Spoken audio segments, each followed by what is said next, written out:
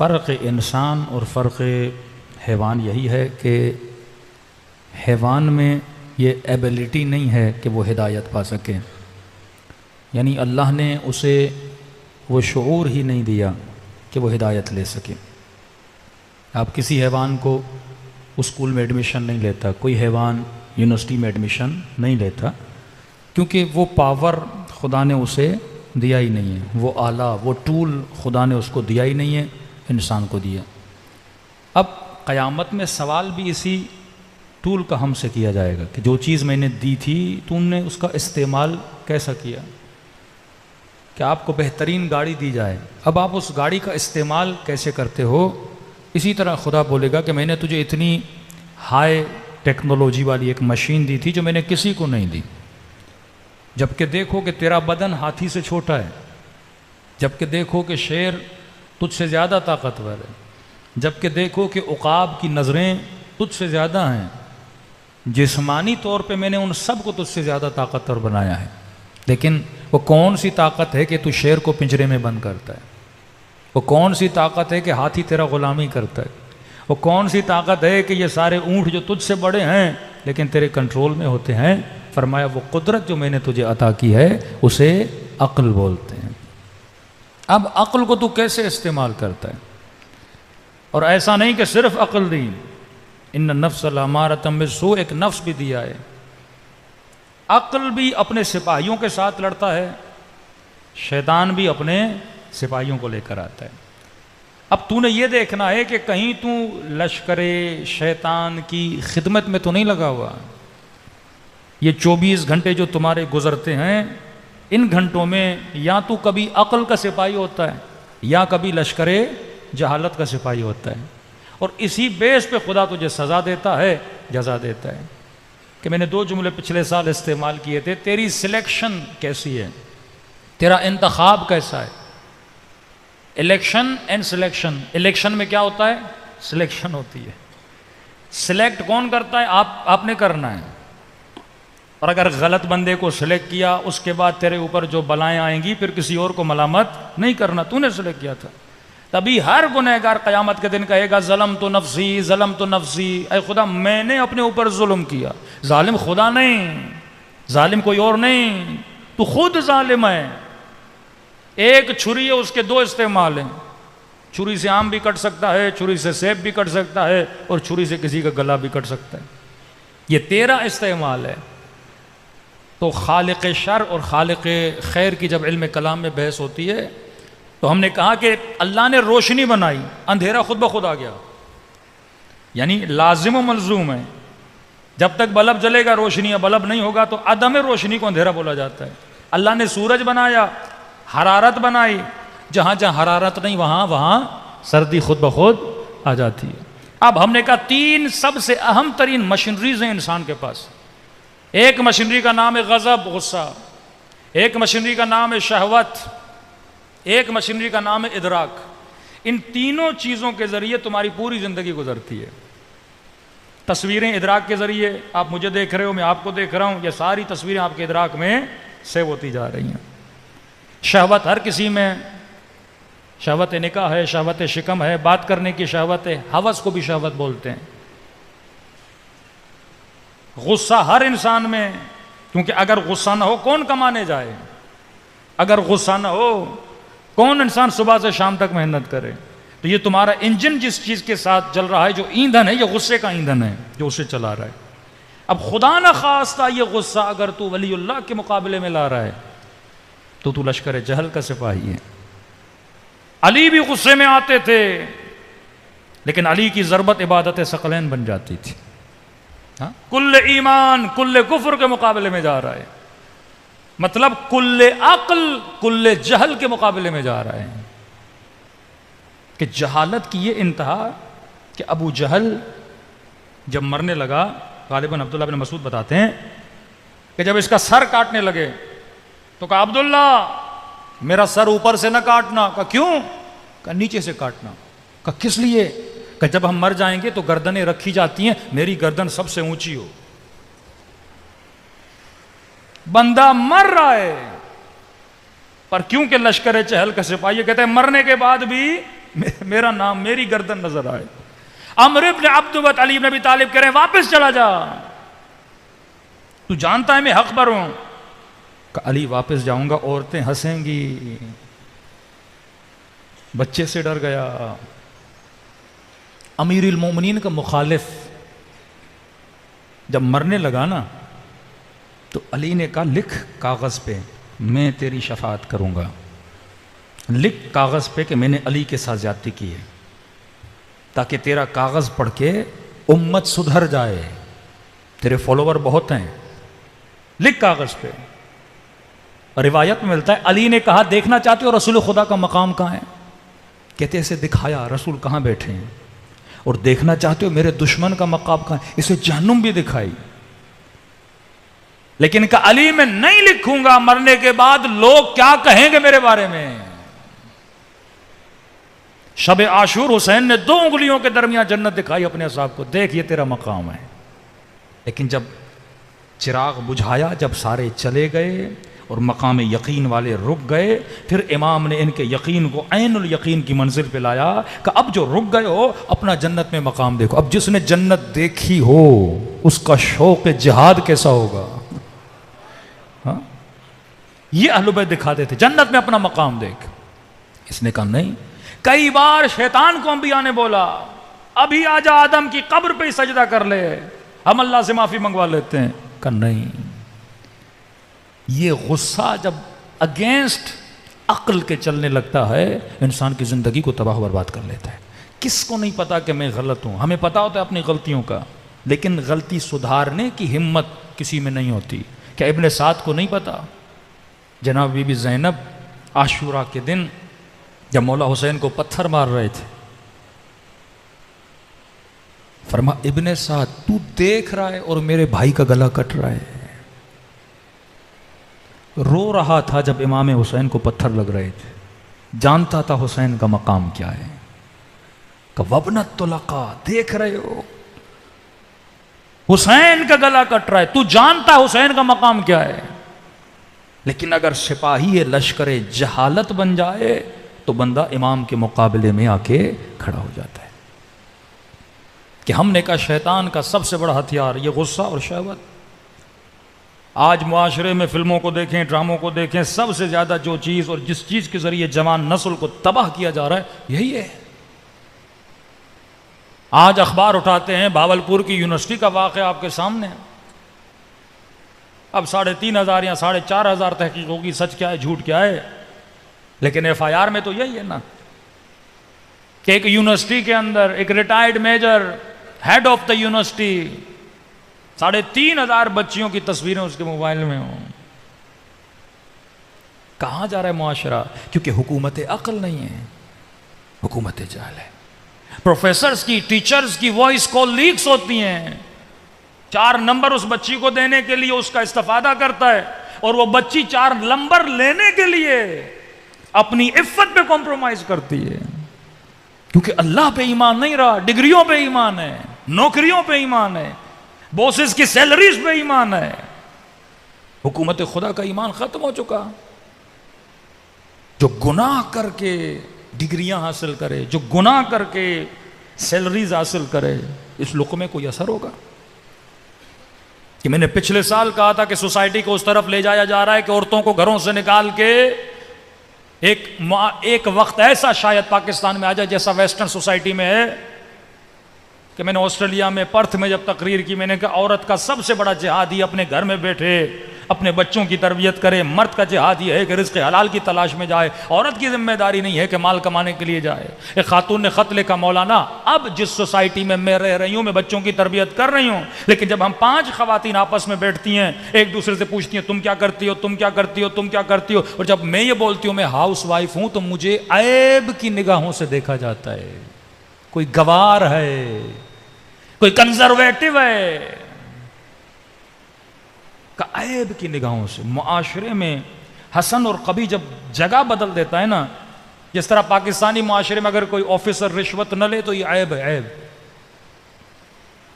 F C کا officer کہتا ہے بلوچستان میں پوسٹنگ لگی مولانا, پھر کوئٹہ میں پوسٹنگ لگی, کہتے ہیں میں رشوت نہیں لیتا تھا, بارڈر پہ اتنی رشوت ہے. اوپر سے آفیسرز کے فون آئے کہ تم کہاں سے آئے ہو؟ کہ مجھے عجیب نگاہوں سے دیکھتے تھے جیسے میں کوئی اس دنیا کی مخلوق ہوں ہی نہیں کہ رشوت نہیں لے رہا. سسٹم جب جہالت کا سسٹم بنے تو فرمایا آخری زمانے میں مومن کو عجیب نگاہ سے دیکھیں کہ کوئی پاگل آدمی ہے، شعور نہیں رکھتا. یہ جہالت کا زمانہ. شہوت کے ذریعے سے میں بارہا مجلسوں میں عرض کر چکا ہوں، یونیورسٹی مہد گناہ ہے، مہد گناہ. معاشرے میں فحاشی پھیلانے کے لیے یونیورسٹیز بنائی گئیں، علم کا جھانسا دیا گیا. حالانکہ چاہتے تو مردوں لڑکوں کے لیے الگ بناتے، لڑکیوں کے لیے الگ بناتے. اسلام علم کا دشمن نہیں ہے، اسلام اس ماحول کا دشمن ہے جس ماحول میں گناہ ہوتا ہے. بچپن میں آپ بچیوں کو اسکول بھیجتے ہو، ہاں بچیوں کا اسکول الگ ہوتا ہے سرکاری طور پہ، 5 تک بچے بچیاں الگ ہوتے ہیں، مطلب لڑکے لڑکیاں الگ. حالانکہ بچپن میں ساتھ پڑھیں تو مسئلہ بھی نہیں ہے. اور جیسے بالغ ہوتے ہیں شہوت اپنے عروج پہ ہوتی ہے. سمجھو ایک بندے کے پاس پیٹرول ہے، اسے آپ وہاں بیچتے ہو کہ اگلے کے پاس تیلی ہے ماچس کی. پیٹرول اور ماچس کو ساتھ بھیج دیتے ہو. اور بچپن میں بچوں کو ہم کہتے ہیں الگ بیٹھو الگ بیٹھو، اور بڑے ہو جاتے ہیں ساتھ بھیج دیتے ہیں. شادیاں بھی نہیں کراتے بچوں کی، یونیورسٹی کے ماحول میں چھوڑ دیتے ہیں.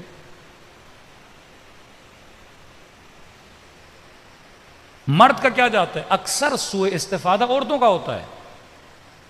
عزت عورت کی جاتی ہے، مرد کا کیا ہے؟ اس کا ایمان جائے گا. کیونکہ خدا عورت کے مزاج کو جانتا تھا. جس طرح خدا نے اس کی بناوٹ بنائی تھی، سینسیٹیو ہے، ایموشنل ہے، اس کے دماغ پر عقل کی حکومت کم ہے، ایموشنز کی حکومت زیادہ ہے. بقول امیر المومنین کے بہت جلدی دھوکہ کھا جاتی ہے. کتنے کیسز ہیں لامحدود، آپ کے معاشرے میں سوشل میڈیا میں جا کے دیکھیے کتنے کیسز ہیں. 80% گناہ یونیورسٹیز میں ہوتے ہیں. ہاں کوئی ہو صاحب صفت یوسف، کوئی ہو عقل کی حکمرانی میں رہنے والا، جو شہوتوں میں آ کر اپنے ایمان کو تباہ و برباد نہ کرے، جو اپنے لیے ایک ایسی زوجہ کا انتخاب کرے جو اس کی نسلوں کو پروان چڑھائے، جو طیب چیزوں کے پیچھے ہو، جو خبثاء سے بچنے کی کوشش کرے. پھر یہ گھر میں تربیت ہو تو بچے کو بھیجو نا. ایک بچے کے ہاتھ میں پسٹول دو لیکن اسے چلانا نہیں آتی، وہ خود کو بھی نقصان دے گا، آپ کو بھی نقصان دے گا. بچے کو گاڑی دو لیکن ڈرائیونگ نہیں آتی، وہ خود کو بھی نقصان دے گا، آپ کو بھی نقصان دے گا. کتنے بچے عشقائے مجازی میں دنیا کے عشقوں میں گرفتار ہو کے ماں باپ کے نافرمان بن جاتے ہیں. کتنی بچیوں کے کیسز آتے ہیں گھروں کو چھوڑ کے چلی جاتی ہیں. شیطان انہی چیزوں کے ذریعے. اب سورس آف شیطان کیا ہے؟ یہ مالدار لوگ، یہ سیٹھ لوگ، یہ بزنس مین لوگ، انہی سے یونیورسٹیز بنواتا ہے، انہی سے یہ چیزیں بنواتا ہے. یونیورسٹی میں سب سے زیادہ اٹریکشن جوان کے لیے کیا ہے؟ یہی تو اٹریکشن ہے. میں آپ کو سیدھا فارمولہ بتاتا ہوں. 2 یونیورسٹیز کھولیں، ایک یونیورسٹی میں کو ایجوکیشن رکھیں، دوسری یونیورسٹی میں الگ الگ رکھیں، داخلہ کس کا زیادہ ہوگا؟ نیچرل چیز ہے کوئی جوان اتنا متقی کہ نہیں میں اس یونیورسٹی میں جاؤں گا جہاں لڑکیاں نہیں ہوتی ہیں. یا ماحول ایسا بنایا جائے، ادب کا ماحول، اخلاق کا ماحول، واقعاً خوف خدا نہیں ہے. یہ وہ نظام امام زمانہ تھا. امام زمانہ کیا کریں گے؟ آ کر عقل کے سپاہیوں کو معاشرے پہ حاکم کریں گے. مولا بھی یونیورسٹی بنائیں گے لیکن اصول پروردگار عالم کا خیال رکھتے ہوئے محرم اور نامحرم کے فاصلے کو دیکھیں گے. یہ نہیں کہ مولا ہر چیز کو بند کر دیں گے. امام خمینی نے جیسے انقلاب آیا، شروع کے سالوں میں 2 سے 3 سال یونیورسٹیاں بند تھیں اور انہوں نے حکم دیا سب کو کہ الگ سسٹم بناؤ، بچے بچیاں الگ ہوں. پھر عراق و ایران کی جنگ ہو گئی، پھر وہ بیمار پڑ گئے. اس کے بعد بھی ایران میں مسئولین نے یا محتمنین نے ان چیزوں کا خیال نہیں کیا. آج معاشرے میں دیکھے وہاں بھی تباہی ہے. آغائے قراتی چیختے ہیں ممبروں سے کہ جب تم ہر چیز الگ کر سکتے ہو، لڑکے لڑکیوں کے واش رومز الگ ہوتے ہیں، بسوں میں آگے پیچھے بیٹھنے کی جگہ الگ ہوتی ہے، یونیورسٹیز کیوں نہیں الگ کر سکتے تم؟ جہاں پہ جوان نے جانا ہے. تو شیطان شہوت کے ذریعے گمراہ کرتا ہے، غصے کے ذریعے گمراہ کرتا ہے، ادراک کے ذریعے. سب سے بڑا ہتھیار شیطان کا کیا ہے؟ وہم ہے. خوف دلاتا ہے تجھے. آج تھوڑا خوف پہ بات کریں کیونکہ یہ شیطان کا سب سے بڑا ہتھیار ہے. کوفے والے حسین کی مدد کرنا چاہتے تھے لیکن بیویوں نے روکا, خوف دلایا. وَلَنَبْلُوَنَّكُمْ بِشَيْءٍ مِّنَ الْخَوْفِ وَالْجُوعِ وَنَقْصٍ مِّنَ الْمَالِ. مال کا خوف, یہ کرو گے تو مال چھن جائے گا. اللہ کے راستے پہ چلو گے فقیر ہو جاؤ گے. جان کا خوف دلائے گا, دھمکی دے گا. یزید کون سی دھمکیاں دے رہا تھا؟ حسین مار دوں گا, نہیں ڈرے. مال چھین لوں گا, نہیں ڈرے. بچے مار دوں گا, نہیں ڈرے. دو طرح کے خوف ہوتے ہیں, ایک حقیقی خوف, ایک فیک خوف. ایک خوف بہت اچھا ہے, ایک خوف مذموم ہے, ایک خوف ممدوح ہے, تعریف کرتا ہے خدا ایک خوف کی. اولیاء اللہ کے دل میں خوف ہوتا ہے, کس کا؟ خدا کا. دنیا داروں کے دلوں میں خوف ہوتا ہے, کس کا؟ مال کے گوا جانے کا, بچوں کے مر جانے کا, جان نہ چلی جائے, یہ خوف ہوتا ہے. اور شیطان یہ فیک خوف تیرے وجود میں پیدا کرتا ہے. کس کے ذریعے پیدا کرتا ہے؟ وہم کے ذریعے پیدا کرتا ہے. اب آپ کہیں گے مولانا وہم کیا ہے؟ چھوٹی سی مثال دوں تاکہ آپ کو وہم سمجھ آئے. صلوات پڑھے محمد و آل محمد پر.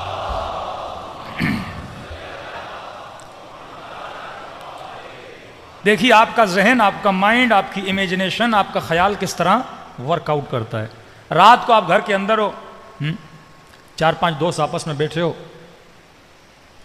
ایسا ہی اچانک آپ نے جنوں کی باتیں کرنا شروع کر دی. فلاں کو جن لگ گیا, فلاں درگاہ پہ گئے جن لگا ہوا تھا, یہ ہوا, دادا کو جن لگا, فلاں دوست کو جن لگا, یہ ہوا, یہ ہوا.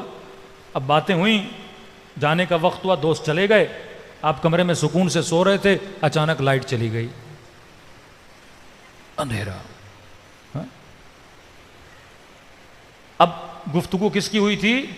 جنوں کی.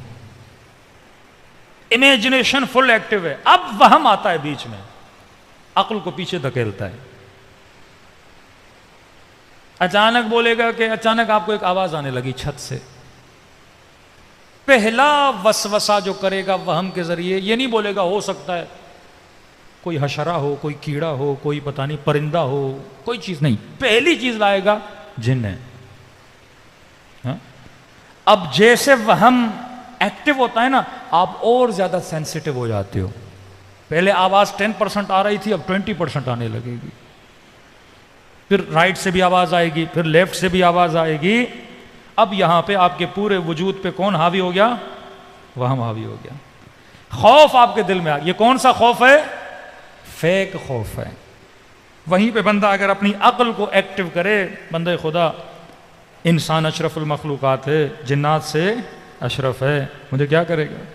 اور بعد میں لائٹ آ جاتی ہے, آپ دیکھتے ہو وہاں پہ کچھ بھی نہیں تھا, انسان ویسے کا ویسا ہو جاتا ہے. کہ میں نے کئی سال پہلے مجلس میں بتایا تھا کہ قبرستان میں شرط بندی ہوئی کہ کون سا بندہ ہے جو رات کے 2 بجے قبرستان میں کیلا لگا کے آئے. اب بندہ لالچی بھی ہو, ساتھ میں ڈرپوک بھی ہو, یہ مرتا ہے. یا تو ڈر نہ ہو یا تو لالچ نہ ہو, ایک چیز ہونا.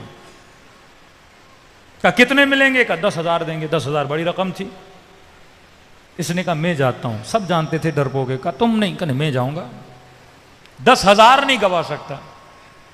کبھی بھی ایسا کام کرو پہلے یہ دیکھو تیرے اوپر عقل کی حکومت ہے یا وہم کی حکومت ہے. وہم کی حکومت ہوگی تو مارا جائے گا, یا اٹیک سے مرے گا, یا ہائی بلڈ پریشر سے مرے گا, زندگی ختم ہو جائے گی.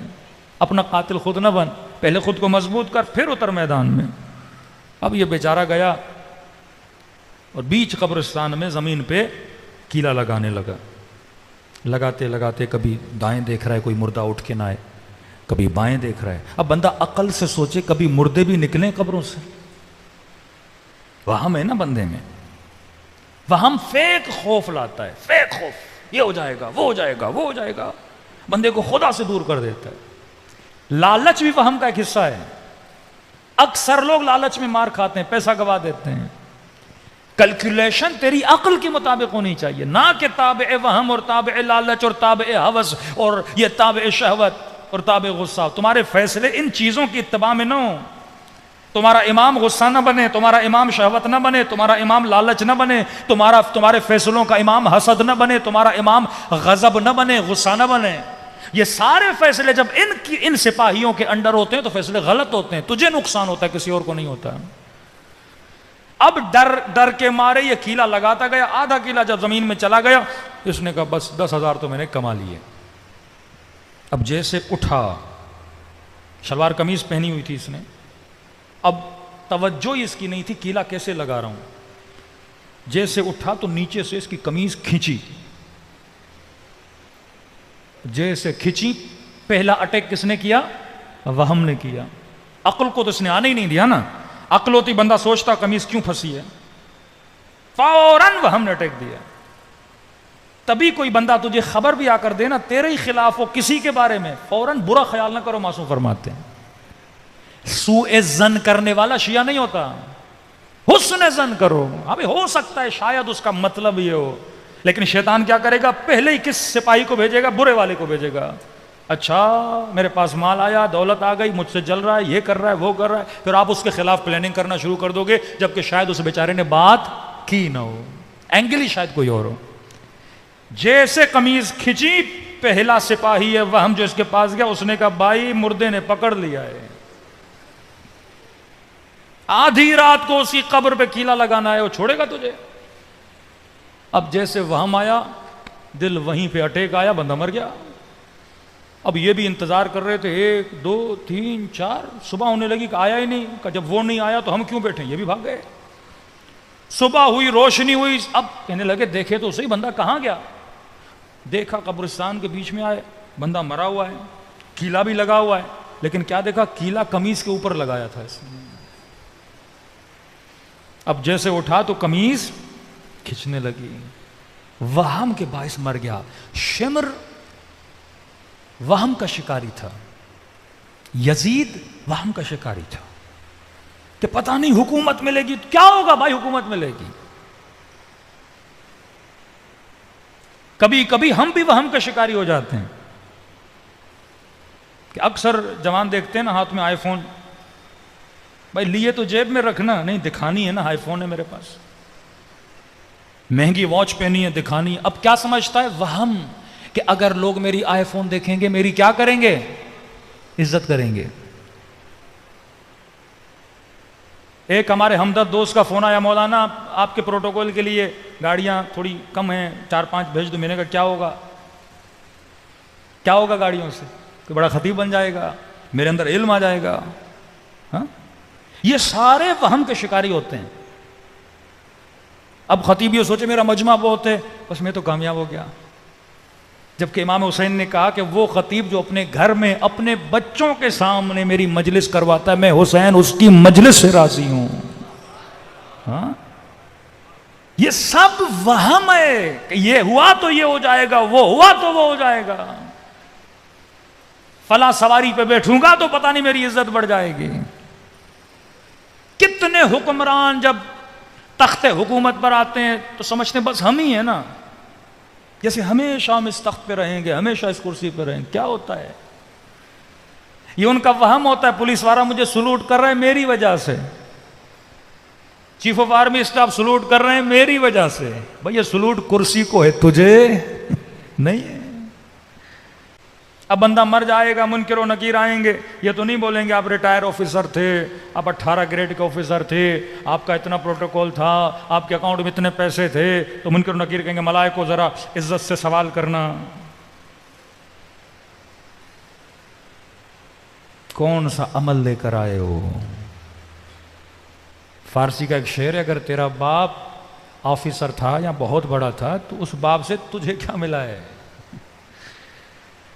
اکثر پولیس والے روکتے نا کہ تجھے نہیں پتا میرا باپ کون ہے، وہ تیرا باپ ہے نا، تو کیا ہے، تیری فضیلت کیا ہے؟ بار بار بندہ اترائے کہ علی میرا مولا، علی میرا مولا ہے، تو خود کیا ہے یہ بھی تو بتانا، وہ تو علی کی فضیلت ہے۔ کتنے ہمارے شعر و شاعری اسی پہ بیس ہے، منکر و نکیر آئیں گے نعرہ حیدری مار کے بھگا دیں گے ہم۔ میں نے کہا جیسے منکر و نکیر علی کو مانتے ہی نہیں ہے، تو ہی علی والا ہے۔ سب سے بڑے علی والے منکر و نکیر ہیں۔ جتنی ولایت ملائکۃ اللہ کے دل میں اہل بیت کے کسی کے دل میں نہیں ہے۔ ہاں؟ انما یتقبل اللہ من المتقین، خدا کن کو عمل قبول کرتا ہے؟ جو صاحب تقوی ہے۔ تو یہ سوچو کہیں تیرے دل میں فیک خوف تو نہیں ہے، خوف بھی کون سا ہو؟ عاقلانہ۔ عاقلانہ خوف کیا ہے؟ بندہ خدا سے ڈرے، میرا مال، میری جان، میرا ناموس، میرا نفع، میرا نقصان، سب کا مالک کون ہے؟ اللہ ہے۔ جب نماز پڑھتے ہو جملوں پہ غور کیا کرو نا، جب سجدے سے اٹھتے ہو بحول اللہ قوتہ اقوم و اقعد، میں کس کی طاقت سے اٹھ رہا ہوں اور بیٹھ رہا ہوں؟ خدایا تیری طاقت سے، سب کچھ تو ہے۔ آج واللہ کہاں ہے یزید؟ لیکن جگہ جگہ حسین نظر آ رہا ہے نا۔ یہ وہ طاقت پروردگار عالم ہے۔ اللہ پہ ایمان رکھو، تابع وہم نہ بنو، تابع عقل بنو۔ صلوات پڑھے محمد و آل محمد۔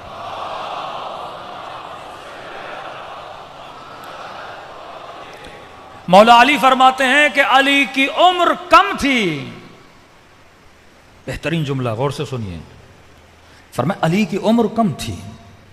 ایک انسان کی عمر کتنی ہوتی ہے؟ 60 سال، 70 سال، 80 سال۔ توانائی والی عمر 60 تک ہوتی ہے، اس کے بعد تو بندہ خود سے بھی بیزار ہوتا ہے۔ فرماتے ہیں علی کی عمر کم تھی، لیکن فکرت فی آثارہم و اخبارہم، علی نے گزشتہ امتوں کے حالات میں غور و فکر کیا اور ان کے جتنے تجربے تھے علی نے اسی عمر میں حاصل کر لیے۔ یہ قرآن کے قصے اسی لیے ہیں کہ تو 1000 سال نوح کی زندگی کو دیکھنا چاہتا ہے، قصہ پڑھ لے، خلاصہ میں بتا رہا ہوں۔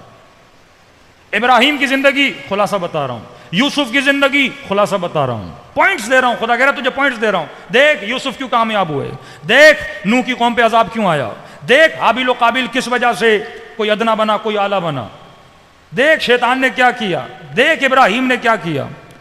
پوری تاریخ خدا تیرے سامنے لا رہا ہے تاکہ تو عبرت لے۔ مولا فرماتے ہیں میں نے انبیاء کی زندگیوں میں غور و فکر کیا اور جتنے ان کے تجربے تھے علی نے سیکھا اور زندگی ایسی گزاری جیسے ایک انسان کو گزارنی چاہیے۔ اور پھر دوسرا فرمان مولا علی کا، مولا فرماتے ہیں جو آنے والا وقت ہے وہ بھی بالکل ایسے ہے جیسے گزرا ہوا وقت تھا، وقت خود کو دہراتا ہے۔ وہی یزید، حکومت کا مسئلہ، آج جھگڑا کس پر ہے پاکستان میں؟ حکومت، انا کا مسئلہ ہے، میری حکومت تیری حکومت۔ پیچھے بھی یہی مسئلہ تھا۔ ابن ملجم شہوت کی خاطر مولا علی کے سر پہ ضربت ماری، آج کتنے لوگ ہیں شہوت میں آ کر قتل کرتے ہیں۔ مال کی خاطر شمر نے کیا کیا؟ امام حسین کو قتل کیا۔ آج ڈکیتی، چوری، کڈنیپنگ، قتل، غارت، مال کی خاطر۔ حالات ریپیٹ ہو رہے ہیں، انسان وہی ہے، خواہش وہی ہیں، سپاہی وہی ہیں، کیریکٹر بدل رہے ہیں۔ اور آسان کر کے جوان کو مثال دوں، فٹ بال کی ٹیم وہی ہوتی ہے، گیم وہی ہوتی ہے، پلیئرز بدلتے رہتے ہیں۔ کرکٹ ٹیم پاکستان کی وہی ہے، اتنے ہی کھیلیں گے جتنے 1992، 1991، 1995 میں جو کرکٹ آپ کے ابا دادا نے دیکھا تم بھی وہی دیکھ رہے ہو۔ پلیئرز بدل رہے ہیں، کرکٹ وہی ہے، وہی چھکا ہے، وہی فور ہے، وہی وکٹ ہے، سب کچھ وہی ہے، پلیئرز بدل رہے ہیں۔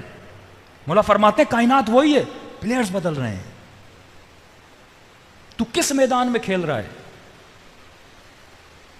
کہیں شمر کی جگہ تو نہیں کھیل رہا، کہیں ابن سعد کی جگہ تو نہیں کھیل رہا، حسین کی جگہ کون کھیل رہا ہے، عباس کی جگہ کون کردار ادا کر رہا ہے؟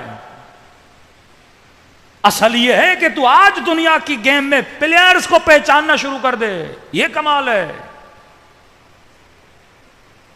اور اسی گیم کے کچھ تماشائی ہوتے ہیں، آج بھی تماشا ہے، سیاسی پارٹیوں کے تماشائی، تنظیموں کے تماشائی، شخصیت پرست، مذہبی جماعتوں میں تماشائی، شخصیت پرستی، میرا مولوی تیرا مولوی، میرا رہبر تیرا رہبر۔ ہاں، حق و باطل کی پہچان کر، دیکھ تو کس میدان میں کس پلیئر کو سپورٹ کر رہا ہے۔ دوسری بات، جب آپ پاکستانی ٹیم کو اپریشیٹ کرنے جاتے ہو تو آپ اس ٹیم کے رنگ میں رنگ جاتے ہو کہ نہیں؟ شرٹ وہی ہو جاتا ہے، ہاں گرین شرٹس بندہ پہن لیتا ہے، چہرے پہ کبھی کلر کرتا ہے، ہاتھوں پہ کلر کرتا ہے، جھنڈیاں اٹھا لیتا ہے، دنیا کو بتاتا ہے کہ میں کس ٹیم کو سپورٹ کرنے والا ہوں۔ آج تیرا رنگ کون سا ہے؟ تیرے رنگ سے، تیرے حلیے سے، تیرے لباس سے، تیری باتوں سے، تیرے چہرے سے، تیری شکل سے لگ رہا ہے کہ نہیں تو کس ٹیم کا ہے؟ یزید کی ٹیم کا ہے، حسین کی ٹیم کا ہے؟ یہ سپاہی ہر زمانے میں ہے، تو کس ٹیم کا سپاہی ہے؟ کس لشکر میں؟ ہم یزید پہ لعنت بھیج رہے ہیں پر یہ نہیں سمجھ رہے حسین ابن علی یزید کے مقابلے میں کیوں گئے، کن عادات کی وجہ سے، کن صفات کی وجہ سے؟ آج شیعہ علی کا ہے پر ایک شرابی کو سپورٹ کرے، شیعہ علی کا ہے پر ایک ظالم کو سپورٹ کرے۔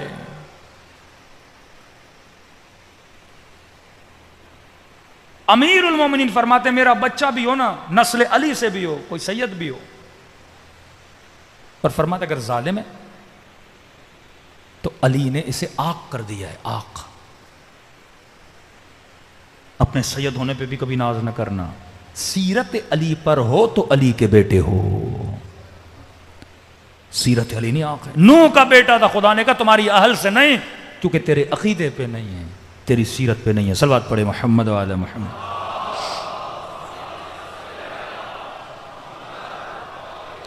ایک اور مثال دوں پھر میں روایت کو پڑھنا شروع کر دوں تاکہ بات آپ کے ذہنوں میں بیٹھ جائے کہ امام نے فرمایا نا کہ پچھلوں کی زندگی اگلوں کی زندگی یہ ریپیٹ ہوتی ہے۔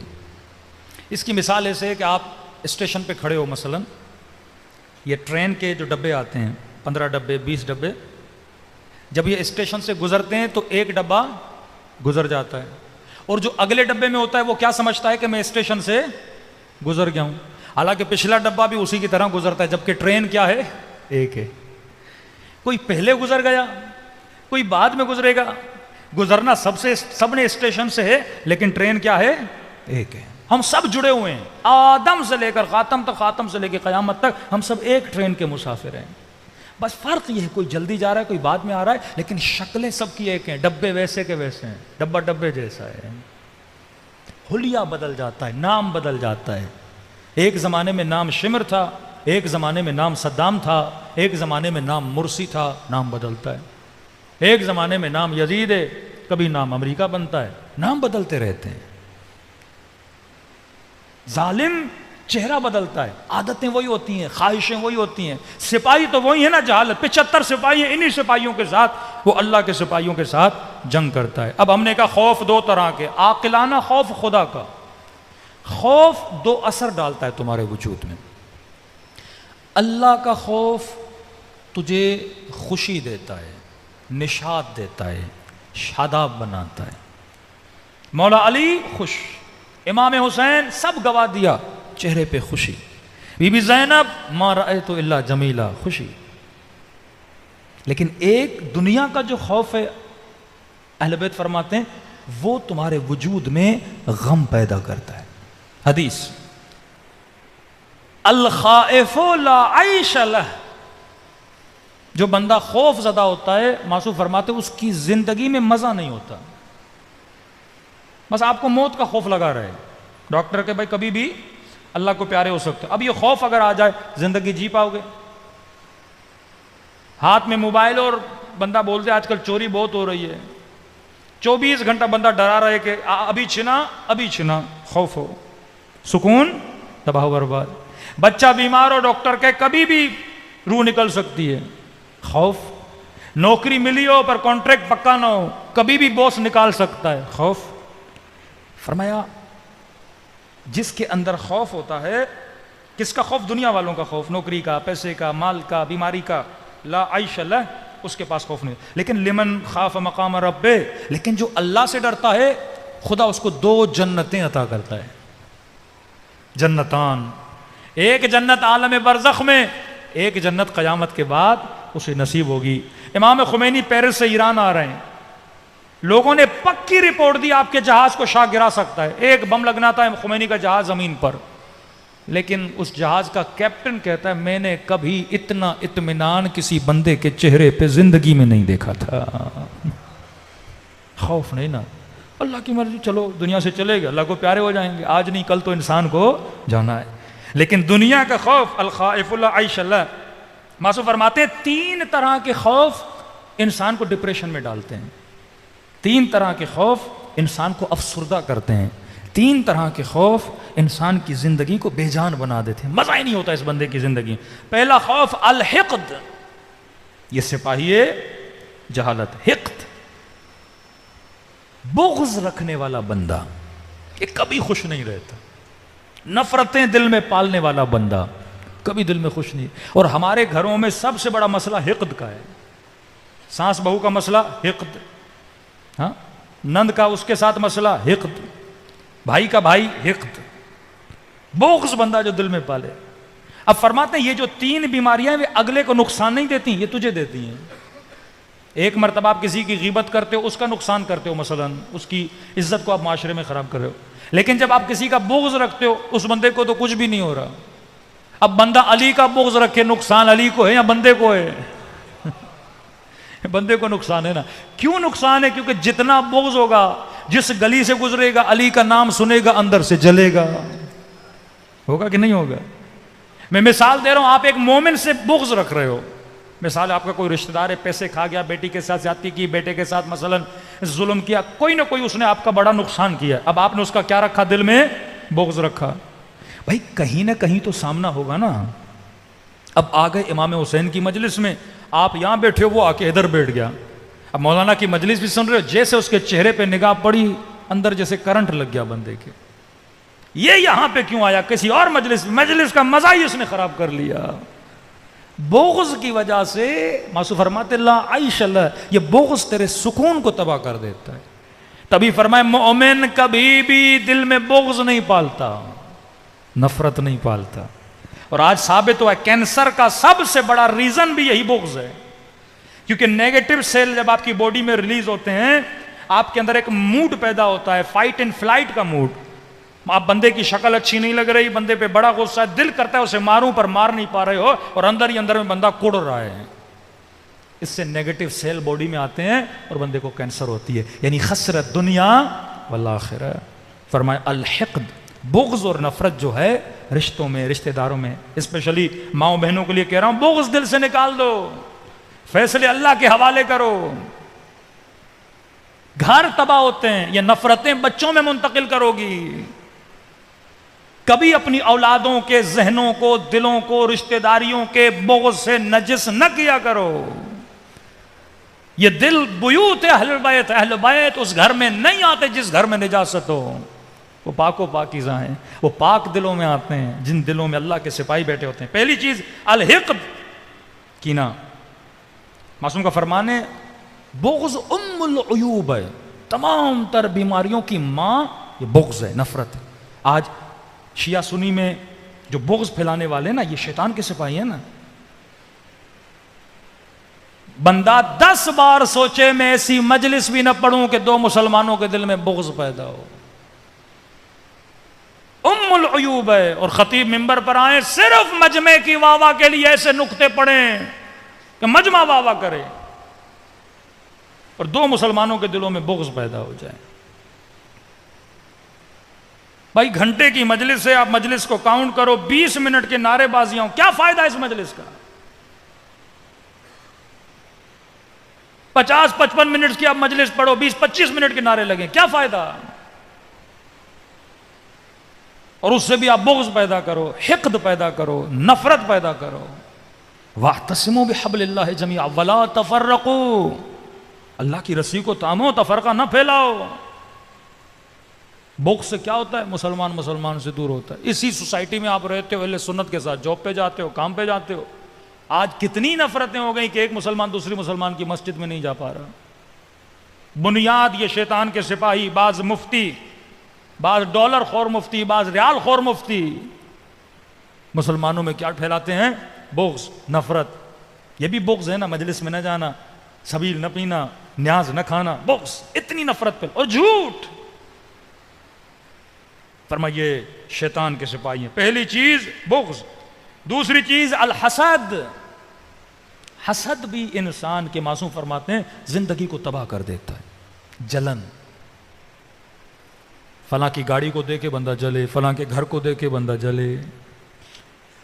معصوم فرماتے ہیں سکون سے رہنا چاہتے ہو، جو اللہ نے دیا ہے اس پہ اللہ کا شکر ادا کیا کرو۔ ریلیٹڈ ایک حدیث ہے معصوم کی، فرماتے ہیں من نظر الی ما فی ایدی الناس، یہ بھی غم پیدا کرتا ہے انسان کے دل میں، جو لوگوں کو اللہ نے دیا ہے ان کو زیادہ نہ دیکھا کرو.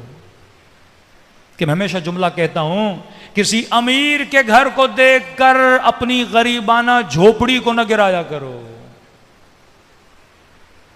اتنا بڑا گھر، اتنی گاڑیاں، اتنا بینک بیلنس کا نہیں، لوگوں کے مال میں آنکھ نہ رکھا کرو. ضد نہ کیا کرو اس نے یہ گاڑی لی میں لوں گا، اس نے یہ گھر لیا. دوڑتے رہو گے، دل میں حسد پیدا ہوگا، حسرت پیدا ہوگی، تیرا سکون تباہ ہو جائے گا. 1 لاکھ بھی سیلری ہو جائے گی نا، اللہ کا شکر ہو، اچھا تو اس کو 2 لاکھ ملی، سکون تباہ. 1 لاکھ کی موبائل لے کر آؤ گے، اس کے ہاتھ میں تو 2 لاکھ کا موبائل ہے، تباہ. یہ عورتوں میں بہت ہوتا ہے. اب شوہر کے پاس جتنا ہے، جتنا دے رہا ہے، اللہ کا شکر ادا کریں. ایک سونے کی انگوٹھی دی کو اللہ کا شکر ہے. اب کسی کی شادی میں جائے گی، دیکھے کہ اس نے سونے کا سیٹ پہنا ہوا، اگلی عورت نے، پوری شادی اس کی خناس بن جاتی ہے. گھر آتی ہے، ہوا کیا، کھانا نہیں ملا، کیا ہوا؟ اگلے کے مال پہ نگاہ پڑ گئی، سکون تباہ. جوان یونیورسٹی جا رہا ہے، اگلے کے کپڑوں کو دیکھ کے حسرت کھا رہا ہے، اگلے کی گاڑی کو دیکھ کر حسرت کھا رہا ہے. باپ سے غصہ ہو رہا ہے، میں بائک پہ جاتا ہوں، وہ گاڑی پہ آتے ہیں. بھائی تیری اوقات بائک کی ہے، خوش رہے، پیدل نہیں جا رہا نا، اللہ کا شکر ادا کر. علم حاصل کرنے جا رہے ہو نا، دیکھا دیکھی کے لیے جا رہے ہو. زندگیاں تباہ ہو جاتی ہیں. شادی کی ہے، جو اللہ نے بیوی دی اس پہ خوش رہے، دوسروں کی بیویوں کو دیکھ کے بندہ حسرت کھاتا رہے. یہ تباہ ہو جاتا ہے معاشرہ. یہ نگاہ مال میں، نگاہ چہرے پر، نگاہ شہرت پر، نگاہ ہر کسی پہ دوسروں کی حسرت نہ کھایا کرو. جو اللہ معصوم فارمولہ بتاتے ہیں، فرماتے ہیں اگر خدا کے شاکر بننا چاہتے ہو نا، اوپر نہ دیکھا کرو، نیچے دیکھا کرو، ورنہ کبھی اپنی چمڑی بھی تجھے اچھی نہیں لگے گی. کل انگریزوں کو وہ تو گورے ہیں، میں گورا نہیں، وہ لمبا ہے، میں لمبا نہیں، فلاں یہ گاڑی ہے، یہ گاڑی نہیں. کبھی زندگی میں کیا نہیں ملے گا؟ سکون نہیں ملے گا. 70% اس وقت معاشرہ بیماری میں مبتلا ہے. 70%. ایک پوری مجلس ہو سکتی ہے سوشل میڈیا پہ. ایک ریسرچ بتا رہا ہوں UK کی، کینیڈا کی، یورپ کی، کہ اکثر وہاں کی نوجوان نسل ڈپریشن میں چلی گئی. انہوں نے ریسرچ کی ہے، گاڑی ہے، پیسہ ہے، مال ہے، گھر ہے، جاب ہے، یہ ڈپریشن میں کیوں جا رہے ہیں لوگ؟ پتا چلا کہ انسٹاگرام استعمال کرنے سے ڈپریشن میں چلے گئے. بھائی کیوں؟ کیونکہ انسٹاگرام فلٹر لگاتا ہے، ٹیڑھی پھیڑی شکل کو بھی خوبصورت کر دیتا ہے. مطلب میں اپنی شکل آئینے میں دیکھ رہا ہوں، اچھی نہیں لگ رہی، انسٹاگرام 3 فلٹر لگاتا ہے، خوبصورت آنکھیں، خوبصورت ہونٹ. ہاں، اب بندہ انسٹا پہ خود کو دیکھتا ہے کہ تمہیں تو بڑا خوبصورت. یہ اکثر خواتین فوٹو نکالتی نا، 3 فلٹر لگا دیتی. جوانوں میں بھی بیماری آ گئی. یہ پہلے عورتوں کا مسئلہ تھا، اب مرد اور عورت کا تو پتہ ہی نہیں لگتا نا. 4 فلٹر لگا کے اب ہم بڑے خوبصورت ہو گئے. کہتے ہیں ڈپریشن کیوں ہو رہا ہے؟ فلٹر لگاتی ہے، صبح آئینے کے سامنے جاتی ہے، کہتی ہے یہ کون ہے؟ اب خود کو فلٹر میں دیکھ رہا ہے نا بندہ. اکثر آئی فون میں کیا ہوتا ہے؟ فلٹر ہوتا ہے. یا کیا زبردست پکچر آئی ہے، اور فلٹر والی ہے، بندے خدا تو ایسا ہے ہی نہیں. 3 فلٹر لگا کے اپنے فوٹو نکالتا ہے. اب جب ڈیلی خود کو دیکھتا ہے تو اپنی شکل اس کو اچھی نہیں لگتی. عدم رضایتی، سیٹسفائی نہیں ہوتا اپنی شکل سے. پھر جب ان سیٹسفائی ہوتا ہے پھر میک اپ کے پیچھے جاتا ہے. پھر جب ان سیٹسفائی ہوتا ہے پھر شکل کی سرجری شروع ہو جاتی ہے. ہونٹ یہ نہیں، ناک یہ نہیں، ہاں گال ایسے نہیں ہونے چاہیے. بیوی کی شکل سے راضی نہیں ہوتا کیونکہ ادھر ادھر دیکھ رہا ہے، ادھر ادھر دیکھ رہا ہے. پوری زندگی عدم اطمینان سے اس کی گزرتی ہے. اب کہتا ہے مجھے سکون نہیں ملا، مولانا کوئی وظیفہ، کوئی دعا نہیں. بندے خدا، جب تو جہالت کے سپاہیوں میں شمار ہو جائے گا کہاں ملے گا تجھے سکون؟ جب شمر کو نہیں ملا تجھے کیسے ملے گا؟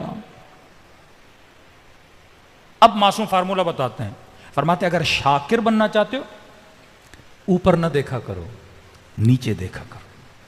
صحت کی قدر کرنی ہے نا، مہینے میں 1 بار ہاسپٹل چلے جاؤ. زندگی کی قدر کرنی ہے نا، ہفتے میں 1 بار قبرستان چلے جاؤ. جو اللہ نے دیا ہے اس کی قدر کرنی ہے، غریبوں کی بستی میں جاؤ. جھوپڑیوں میں کس طرح زندگی گزاریں، شکر خدا ادا کرو گے. آنکھیں دیے، ہاتھ دیے ہیں، زبان دیے، چل رہے ہو، پھر رہے ہو، شکر خدا ادا کرو گے. لیکن ہاتھ کے اوپر ہاتھ تو بہت ہیں. اوپر جاؤ گے نا اور کہاں رکو گے؟ تباہ و برباد ہو جاؤ گے.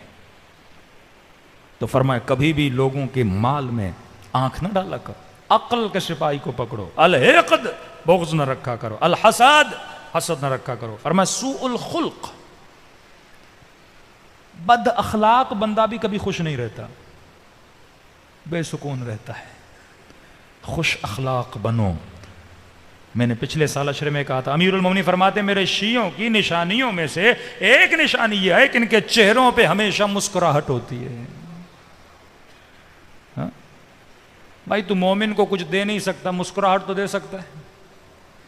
ہاں ایسا ابوسن قمطریرہ قرآن کہتے ہیں نا، ابوس، مرجھائے ہوئے چہرے نہ بنایا کرو، سکون والے چہرے، پھول کی طرح کھلے ہوئے چہرے.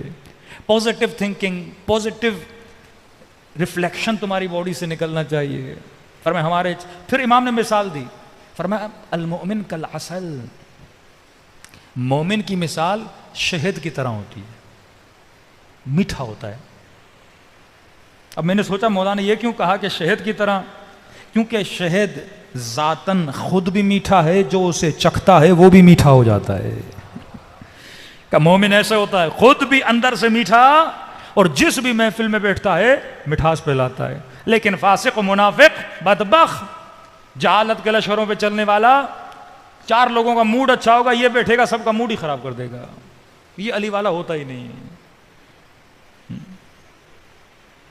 بچے والدین کے چہروں کو دیکھنے کے مشتاق ہوں کہ بابا کب آئے میں اس سے ملوں، اماں کب آئے میں اس سے ملوں. لیکن آج بعض بچے کہتے ہیں مولانا باپ سے ہی خوف آتا ہے. میں مرد کا اخلاق گھر میں اچھا ہونا چاہیے.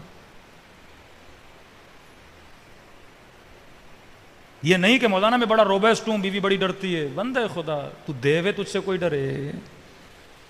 محبت کریں، وہ محبت جو اہل بیت کے گھر میں موجود تھی. حدیث کے ساتھ روز پڑھتے ہو پر سمجھتے نہیں. یا ثمرۃ فؤادی، کن القابات سے اپنے بچوں کو سیدہ بلا رہی. اے میرے دل کے چین. آج تک بچوں کو ایسے پیار سے بلایا آپ نے؟ بی بی کا نام رقیہ ہے، لقب سکینہ ہے. یا سکینہ تو ابھی، القاب سے بلاتے تھے. اے بابا کے دل کی چین. زینب، اے اپنے باپ کی زینت. کیسے نام رکھیں، پیار بھرے نام. نام میں بڑا اثر ہوتا ہے، بلانے میں بڑا اثر ہوتا ہے. آپ ایک آدمی کا غصہ 1 منٹ میں ٹھنڈا کر سکتے ہو اگر اسے اچھے نام سے بلاؤ، اچھے القاب سے پکارو، اس کی 2 جملہ تعریف کر دو، بندے کا مزاج بدل جاتا ہے.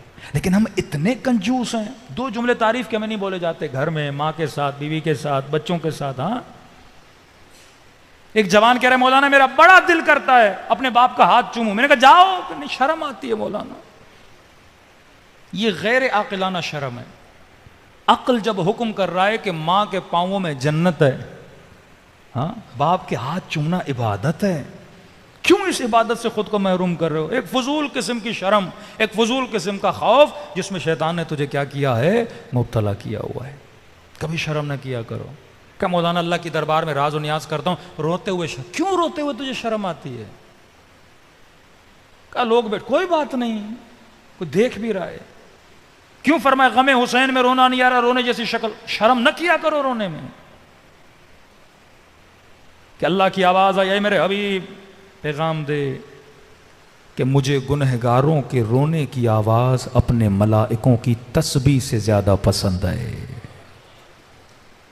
وہ خدا تیرا عاشق ہے، اہل بیت ہمارے عاشق ہیں. جب تک اس دماغ کو، اس عقل کو بندہ صحیح استعمال نہیں کرے گا تب تک انسان کی زندگی آباد نہیں ہوتی. بس ایک فرمان ربط مصیبت، 2 چیزیں اور انسان کو غمگین کرتی ہیں. فرمایا پہلی چیز رب شہوت ساعت تورث الحزن. معصوم فرماتے ہیں کبھی کبھی لمحے کی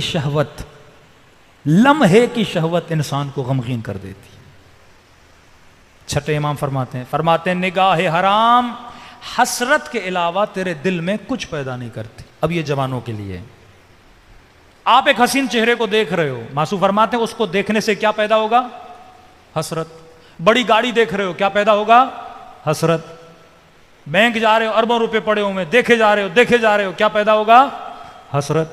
فرماتے ہیں حسرت تجھے غمگین بنا دے گی, کیونکہ دیکھنے کے بعد تو اسے حاصل کرنا چاہے گا, اور وہ حاصل نہیں ہوگا جس کی وجہ سے کیا پیدا ہوگا؟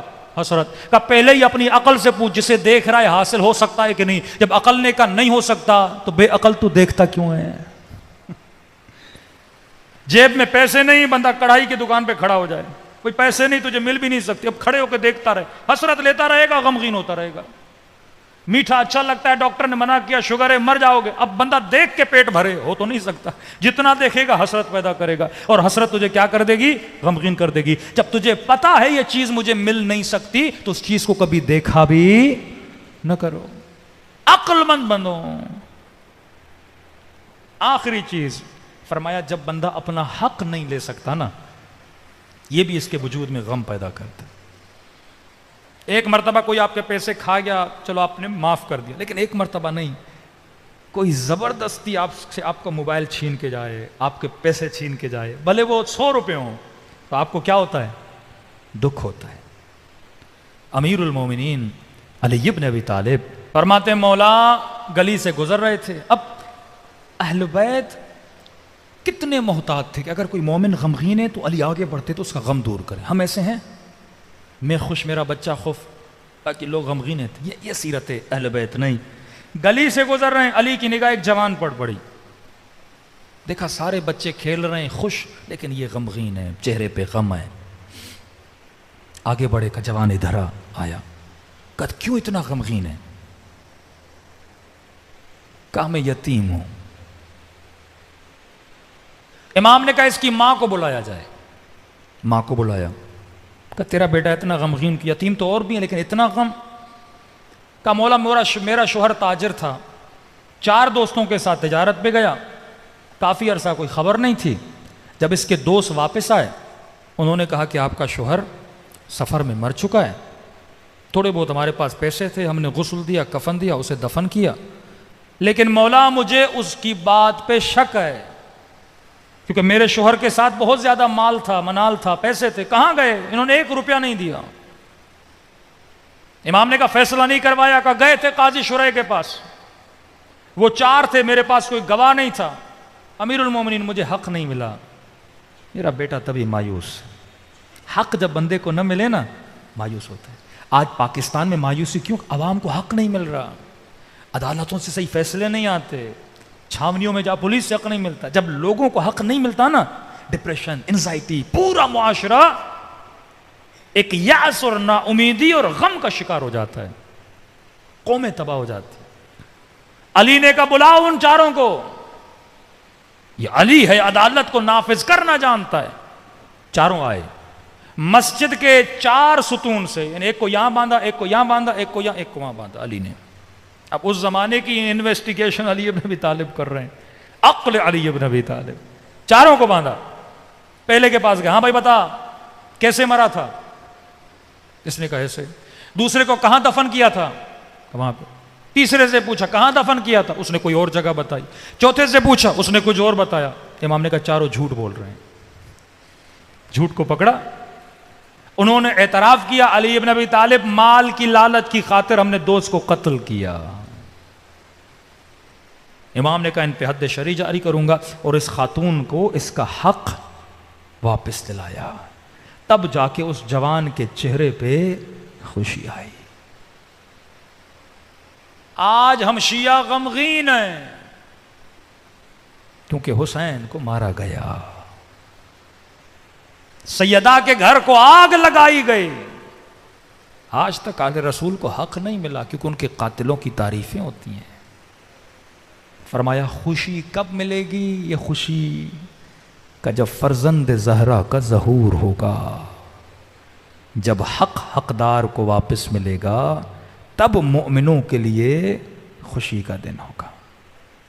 لیکن فرمایا مومن جس کے دل میں خوف خدا ہے یہ بانشات رہتا ہے, کیونکہ کب موت آتی ہے کیا ہوتا ہے اس سے پرواہ نہیں ہوتی. یہ ڈرتا ہے تو اللہ سے ڈرتا ہے. اصل خوف جہنم کا خوف ہے، جہنم کی آگ کا خوف. ایک روایت پڑھ رہا تھا، اس میں لکھا تھا کچھ اپنے، غیروں کی بات نہیں کر رہا، کچھ بے عمل شیعہ 300 سال عالم برزخ میں جلتے رہیں گے. 300 سال. 300 سال کے بعد خدا اہل بیت کو اجازت دے گا کہ اب اس کی شفاعت کر سکتے ہو. شفاعت تو ہونی ہے نا، لیکن کتنے سال بعد؟ تو فرمایا آؤ مجلس حسین میں توبہ کرو اپنے گناہوں سے، خطاؤں سے. خدا کہتا ہے جب تک زندہ ہو مہلت ہے، روح نکل گئی مہلت ختم. اور فرمایا ایسا واسطہ حسین جیسا، یہیں پہ شفاعت لو نا، منتظر کیوں کہ برزخ میں شفاعت؟ یہیں اس مجلس حسین میں IRC کی امام بارگاہ میں امام حسین کے آنسوؤں کے ذریعے سے شفاعت لو اور جنت حاصل کرو. کہ خدا یہ بری عادت، یہ گناہ آج کے بعد ترک کروں گا، عاقلانہ زندگی گزاروں گا. فرمایا جنت تیری ہے، دیر یا زود ہر کسی نے دنیا سے جانا ہے. فرمایا مچھر کے پر کے برابر بھی اگر پلکیں گیلی ہو جائیں، خدا اس کا اجر بھی ضائع نہیں کرتا. دلوں کو کربلا لے چلیں، خلوص دل سے اپنے مولا کو سلام کریں. السلام علی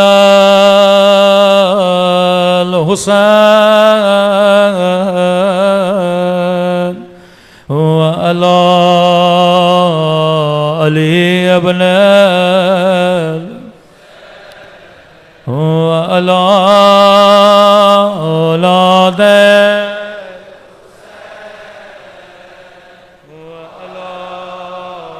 صحابہ. بلند آواز سے السلام علی وعلی علی ابن وعلی اولاد وعلی صحابہ. سب مل کے السلام علی وعلی علی ابن وعلی اولاد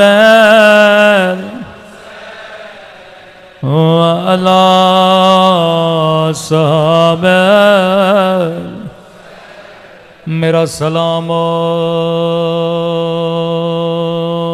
ٹوٹی ہوئی پسلیوں پہ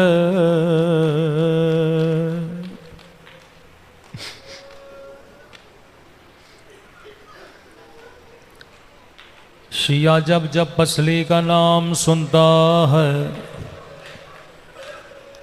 اسے کربلا نہیں مدینہ یاد آتا ہے.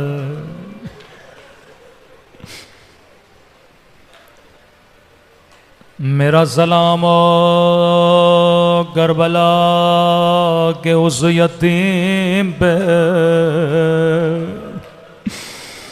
جس کے دائیں طرف کی پسلیاں بائیں طرف چلے گئے اور بائیں طرف کی پسلیاں دائیں طرف چلے گئے. اہل بیت کے یہاں پسلیوں کی مصیبت کا ذکر بڑا پرانا ہے. سنو گے کتنی پسلیاں کہاں کہاں کب کب ٹوٹیں. پہلی پسلی مدینہ کی ایک گلی تھی، ایک دروازے کو آگ لگے تھے. میرے چھٹے امام فرماتے دروازے میں لوہے کا کیلا تھا. امام حسن فرماتے تھا کہ تو میرے اصلی مصائب کیوں نہیں پڑھتا؟ کہنے لگا مولا میں نے آپ کے سارے مصائب پڑھے۔ امام نے کہا شیعوں کو میرے اصلی مصائب سنا۔ مولا اصلی مصائب کیا ہے؟ رو کے کہنے لگے میرے اصلی مصائب مدینے کی گلی میں ہے۔ ایک بند گلی تھی، ایک ظالم آگے بڑھا، اس نے میری اماں کو تماچا مارا۔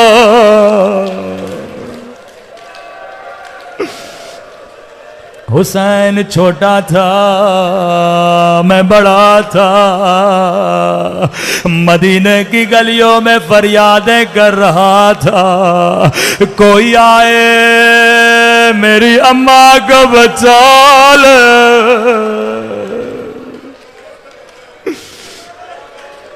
فضا کہتی ہیں بی بی جب تسبیح پڑھتی تھی تو سانس لینے میں بھی تکلیف ہوتی تھی، کیونکہ پہلی کی پسلیاں ٹوٹ گئے، سینے کی پسلیاں ٹوٹ گئے۔ دوسری پسلی کب ٹوٹے؟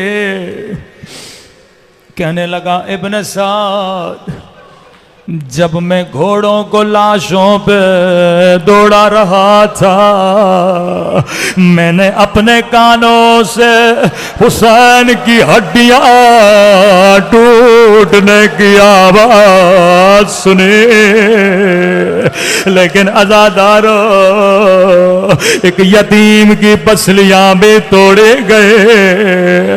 حسین کی پسلیاں ٹوٹنے میں اور یتیم کی پسلیاں ٹوٹنے میں ایک فرق تھا۔ جب میرے مولا کی پسلیاں ٹوٹے تو روح پرواز کر چکے تھے، لیکن حسن کا یتیم زندہ تھا۔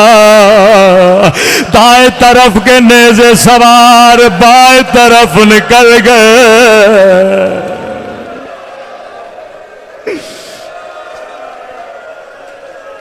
اللہ جانے امام حسن پہ کیا گزرے، بچپن میں اماں کی پسلیاں، کربلا میں بیٹے کی پسلیاں۔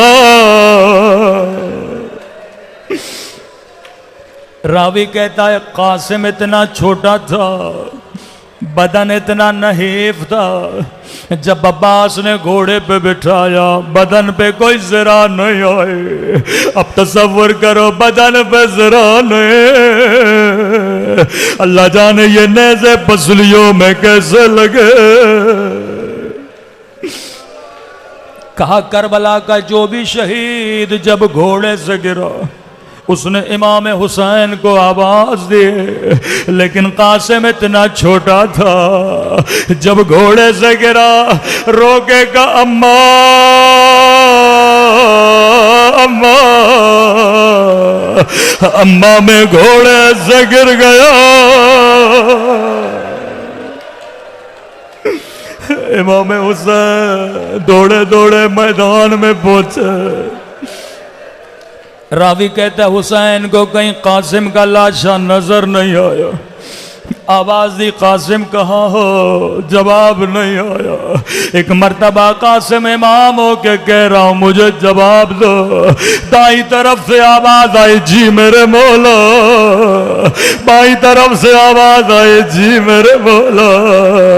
حسین نے ابا کا دامن بچھایا، کٹی ہوئی انگلیاں اٹھائے، کٹے ہوئے گوشت کے ٹکڑے اٹھائے، گٹھڑی کو باندھا، نجف کی طرف منہ کیا، کہنے لگے بابا علی خیبر فتح کرنا آسان ہے، خندق فتح کرنا آسان ہے، لیکن بابا یتیم کی لاش اٹھانا بڑا مشکل ہے۔